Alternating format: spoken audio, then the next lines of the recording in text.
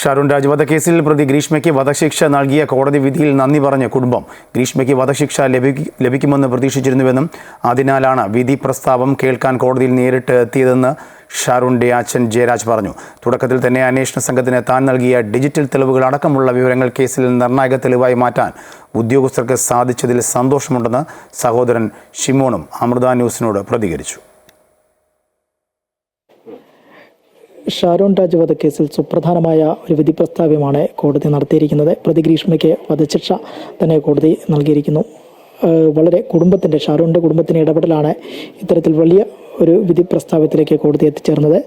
ആ ഒരു വിധി പ്രസ്താവത്തിൽ ഷാരൂണിൻ്റെ കുടുംബം അമൃത ന്യൂസിനോടൊപ്പം ചേർന്നു.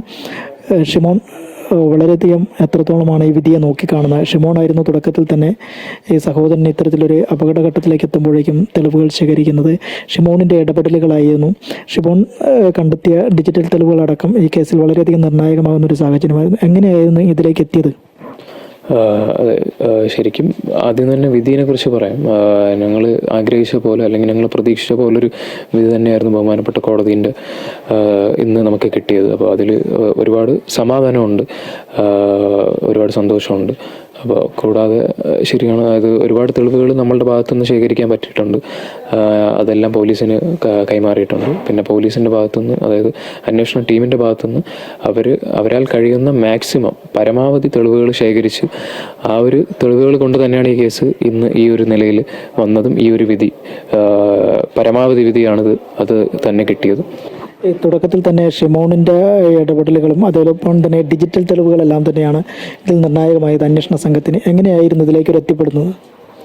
അത് തുടക്കത്തിൽ തന്നെ അവിടെ നിന്ന് ഗ്രീഷ്മയുടെ വീട്ടിൽ നിന്ന് ഫ്രൂട്ടി കുടിച്ചു എന്നാണ് ഷാരൂൺ ഞങ്ങളുടെ അടുത്ത് പറഞ്ഞത്. അപ്പോൾ അതുതൊട്ട് ഒരു ഡൗട്ട് മനസ്സിലുണ്ടായിരുന്നു. അതിനുശേഷം തുടർന്ന് ഹോസ്പിറ്റലിൽ അഡ്മിറ്റ് ആയതിനു ശേഷം ഡോക്ടർ ഞങ്ങളുടെ അടുത്ത് പറഞ്ഞു ഉള്ളിൽ എന്തോ പോയിസണസ് ആയിട്ടുള്ള എന്തോ പോയിട്ടുണ്ടോ. അപ്പോൾ അതിനെക്കുറിച്ച് അന്വേഷിക്കുന്നതിൻ്റെ ഭാഗമായിട്ട് ഗ്രീഷ്മേനെ ഒരുപാട് പ്രാവശ്യം മെസ്സേജ് അയച്ചും കോൾ ചെയ്തും ഒരുപാട് കാര്യങ്ങൾ അന്വേഷിച്ചു.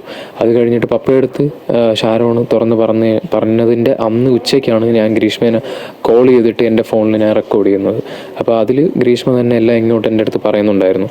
അവൾ കഷായം കൊടുത്തെന്നും ഒരു ഫുൾ ഗ്ലാസ് കൊടുത്തു. ഷാരോൺ അവിടെ വെച്ച് തന്നെ അവളുടെ വീട്ടിൽ വെച്ച് തന്നെ ഛർദ്ദിച്ചു എന്നുള്ള കാര്യമൊക്കെ, പച്ചക്കള്ളൽ ഛർദ്ദിച്ചു എന്നുള്ള കാര്യമൊക്കെ ഗ്രീഷ്മ തന്നെ പറയുന്നു. അപ്പോൾ ഇത് അവിടെ നിന്ന് തന്നെ കളക്ട് ചെയ്തു, ആ സാധനങ്ങളൊക്കെ കളക്ട് ചെയ്ത് ഞാൻ കൊടുത്തിട്ടുണ്ടായിരുന്നു പോലീസിന്. ഒരു ഘട്ടത്തിൽ പോലും നിങ്ങൾക്കൊരു സംശയമുണ്ടായിരുന്നു? ഈ ഘട്ടത്തിൽ തുടക്കം തന്നെ ഗ്രീഷ്മയുടെ വാക്കുകളും വാട്സപ്പ് ചാറ്റുകളും അച്ഛന് മെസ്സേജുകൾ അയക്കുന്നു, ഷാരൂണിൻ്റെ അച്ഛന് മെസ്സേജുകൾ അയക്കുന്നു, അച്ഛാ ഞാനിങ്ങനെ ചെയ്യുമോ എന്നൊക്കെ ചോദിച്ചുകൊണ്ട് മെസ്സേജുകൾ അയക്കും. ആ ഒരു ഘട്ടത്തിലൊക്കെ തന്നെ നിങ്ങൾ സംശയമുണ്ടായിരുന്നു ഗ്രീഷ്മ? തീർച്ചയായിരുന്നു, സംശയം അല്ല, ഉറപ്പായിരുന്നു അവൾ തന്നെയാണ് എന്ത് ചെയ്തിട്ടുള്ളത് എന്ന് ഉറപ്പായിരുന്നു. തുടക്കത്തിൽ തന്നെ ഈ അവിടെ പോയതിനു ശേഷമാണ് ഇങ്ങനെ സംഭവിച്ചതെന്ന് മനസ്സിലായി. പോയിസണസ് ഉള്ളിലോട്ട് പോയിട്ടുണ്ട് എന്ന് മനസ്സിലാക്കിയത് തൊട്ട് അവൾ തന്നെയാണ് ഇത് ചെയ്തതെന്നുള്ള കാര്യത്തിൽ ഉറപ്പായിരുന്നു. അപ്പോൾ അത് കിട്ടാൻ വേണ്ടി പരമാവധി ഞങ്ങളും നോർമലായിട്ട് സംസാരിച്ച് ഒരുപാട് ഡീറ്റെയിൽസ് കളക്ട് ചെയ്തിട്ടുണ്ടായിരുന്നു. തുടക്കത്തിൽ തന്നെ പാറശാല പോലീസ് അന്വേഷണത്തിലേക്ക് വരുന്നു. ആ അന്വേഷണത്തിൽ പറയുന്നു മറ്റൊന്നും കൂടുതലായിട്ട് കണ്ടെത്താൻ പറ്റുന്നത് കേരള പോലീസിലേക്കാണ് പിന്നീട് വരുന്ന അന്വേഷണം. ഈ ഒരു അന്വേഷണ ഘട്ടത്തിൽ കേരള പോലീസിൻ്റെ ആദ്യഘട്ടത്തിലുള്ള നീക്കങ്ങളെല്ലാം തന്നെ നിങ്ങൾ എങ്ങനെയാണ് നോക്കിക്കണ്ടിരുന്നത്? ആദ്യം ഒരു ഇനിഷ്യൽ സ്റ്റേജിൽ പാറശാല പോലീസിൻ്റെ ഭാഗത്തുനിന്ന് കുറച്ച് പിഴ ഉണ്ടായി എന്നുള്ളത് സത്യമാണ്. അതിനുശേഷം സി ബ്രാഞ്ചിലോട്ട് കേസ് ട്രാൻസ്ഫർ ആയതിനു ശേഷം അവരുടെ ഭാഗത്തു നിന്നുള്ള അന്വേഷണം ഭയങ്കര നല്ലതായിരുന്നു. കൂടാതെ അവർ ഭയങ്കര സപ്പോർട്ടീവായിരുന്നു. മാക്സിമം തെളിവുകൾ അവർ ശേഖരിച്ചു. അതിനുശേഷം പാറശാല പോലീസിൽ SI ആയിരുന്ന സജി സാറിൻ്റെ നേതൃത്വത്തിലായിരുന്നു സപ്പോർട്ടീവായിട്ട് അവരും കൂടെ ചേർന്ന് അന്വേഷിച്ചത്. അപ്പോൾ ആ ഒരു ടീമിൻ്റെ ഭാഗത്തുനിന്ന് ഭയങ്കര സപ്പോർട്ടീവായിരുന്നു പാറശാല സ്റ്റേഷനിൽ. ഷാരൂണിന് അകത്തോട്ട് ആശുപത്രിയിൽ കയറുമ്പോഴേക്കും അവസാനമായിട്ട് ഷാരൂൺ സംസാരിച്ചത് അച്ഛനോടായിരുന്നു. എന്തായിരുന്നു ആ ഘട്ടത്തിൽ ജയരാജിനോട് എന്തായിരുന്നു ഷാരൂൺ പറഞ്ഞത്? മോന് അന്ന് രാവിലെ 5:30 മണിക്ക് ശേഷം ഞാനത് പറഞ്ഞു, പപ്പ ഞാൻ മരിച്ചു പോകും, എന്നെ അവൾ പറ്റിച്ചു, എനിക്ക് കഷായത്തിൽ എന്തോ മാരകമായി ചേർത്തിട്ടുണ്ട് എന്നുള്ള വളരെ വേദനയോടെ പറഞ്ഞു. നമ്മൾ അന്വേഷണത്തിൽ തന്നെ അന്വേഷണ സംഘങ്ങൾ പല ഘട്ടത്തിൽ ചോദിച്ചപ്പോഴും ഇതെല്ലാം തന്നെ മൊഴിയായിട്ട് നൽകിയിട്ടുണ്ടായിരുന്നു. എല്ലാം മൊഴിയായിട്ട് കൊടുത്തിട്ടുണ്ട്. എല്ലാ കാര്യവും ഓർമ്മ ഉണ്ടായിരുന്നു, എല്ലാ കാര്യവും കൊടുത്തിട്ടുണ്ടായിരുന്നു. ഇന്ന് ഈ കോടതി വിധി പ്രസ്താവിക്കുമ്പോൾ പോലും കോടതിയിലേക്ക് വയ്യാതിരുന്നിട്ട് പോലും എത്തുന്ന ഒരു സാഹചര്യത്തിലേക്ക് കോടതി മുമ്പിലേക്ക് ജഡ്ജി വിളിപ്പിക്കുന്നു, കാര്യങ്ങൾ പറയുന്നു.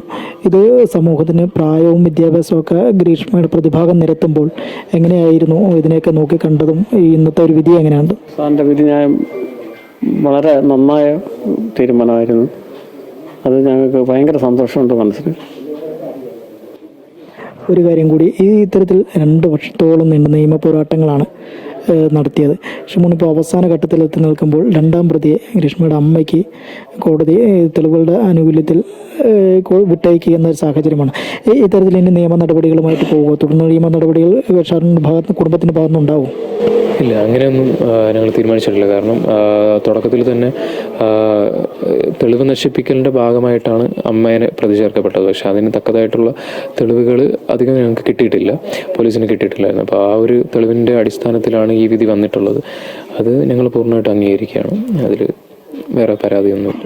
അതിൽ 2 വർഷത്തിന് ശേഷം നിയമം പോരാട്ടത്തിലൂടെ എത്തുമ്പോഴേക്കും വിധി അവസാനം എത്തി നിൽക്കുമ്പോൾ ഒരു വധശിക്ഷയിലേക്കാണ് എത്തി നിൽക്കുന്നത്. ഈ ഒരു വിധിയിൽ അങ്ങേയറ്റം തീർച്ചയായിട്ടും അങ്ങേയറ്റം തൃപ്തരാണ്. കാരണം ഇതിൽ കൂടുതൽ വരാനില്ല.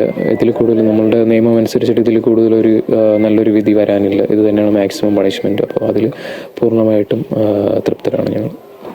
എന്തായാലും 2 വർഷത്തിന് ശേഷം ഇത്തരത്തിലൊരു വിധി പ്രസ്താവ്യം അത് കോടതിയുടെ ഭാഗത്തുനിന്ന് വളരെ അനുകൂലമായൊരു വിധി തന്നെയാണ് ഉണ്ടായിരിക്കുന്നതെന്നാണ് കുടുംബം പ്രതികരിക്കുന്നത്. ക്യാമറമാൻ സൽകുമാറിനൊപ്പം K B Shyamaprasad, Amrita news.